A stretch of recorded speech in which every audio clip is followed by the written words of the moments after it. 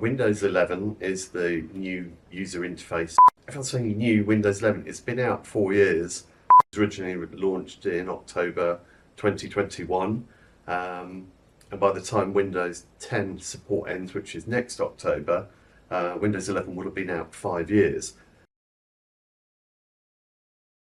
Windows 11 looks very Mac-esque, to be honest. They've changed the taskbar, they've made it easier to open different applications. And there's not a huge amount of difference of the way they work. It's, some of the functions are slightly different places. There's more features in Windows 11, so it's easier to use, I think most people find. We certainly don't have any complaints.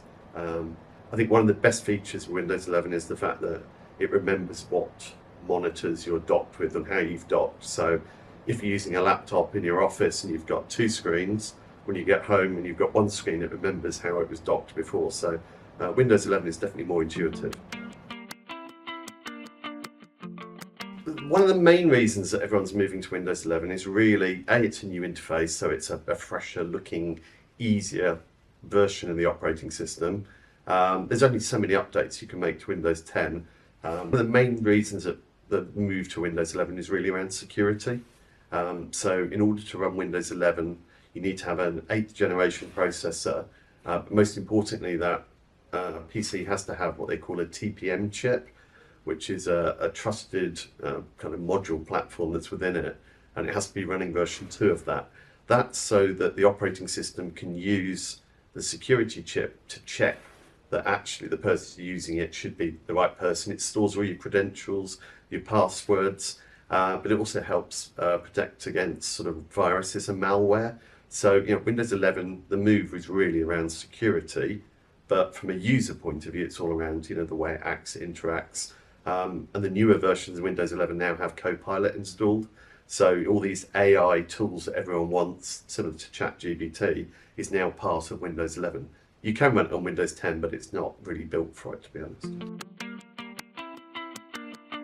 Support for Windows 10 will end after 10 years. Microsoft won't be releasing any new updates or patches or security fixes to it. So after October next year, the main concern for a lot of our corporate clients is that there aren't going to be any security fixes. So if there's any viruses, malware or hacking that goes on, that operating system isn't going to receive any updates. So it becomes very vulnerable. The corporates won't want to have their operating systems open and vulnerable to hackers. I was looking at some statistics only last week, and I follow quite a lot of sort of technology press. It's interesting to know that only about 40% of UK computers are currently running Windows 11, which means by nature 60% are still running Windows 10.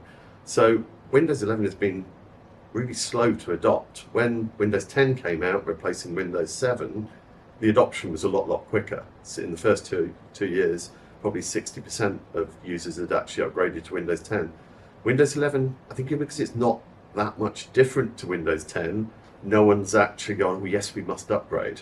So I feel the upgrade is being forced, if anything, now that there's now a clock ticking. We know we've got just over 12 months, and I feel a lot of corporates are being made to adopt it rather than wanting to adopt it. Well, we always move quickly. I always like adopting new technologies. So the minute Windows 11 came out, we rolled it across our whole fleet. We also use autopilot engines, so all of our devices are regularly updated and patched. But no, I always like taking a new operating system, and it's be one of the first, really, so we can then talk to our clients about what our experience is. There's no point in us, if we're all still on Windows 10, not using Windows 11, we wouldn't be able to have conversations around why we should use it. So I'd put it in the early adopter category. It really depends on what their current estate is. Any laptop, desktop from 8th generation up to today will run Windows 11. So you can have a laptop or desktop 6 or 7 years old will quite comfortably run Windows 11. My suggestion would be that it's got a minimum of 16 gig of memory. It will run with 8, but 16 will make it run and perform well. And there is something to say that Windows 11 performs better than Windows 10 on older PCs. The actual cost of licensing, it's a free upgrade from Windows 10 to Windows 11. So there is no actual licensing cost to do the upgrade. The cost is really, I suppose, deploying it. The time, depending on what systems you've got in place, you may have to go and get your old desktops and laptops in, upgrade the memory, and then reload the operating system, which can be quite time consuming.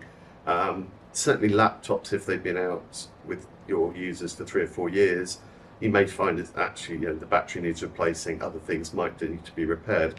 So it might be an option to either just take new hardware or refurbished hardware rather than try and fix a 3 or 4-year-old computer. Windows 12, there isn't a release date for Windows 12. Windows 12 Beta, or the development version, has been out since the beginning of the year.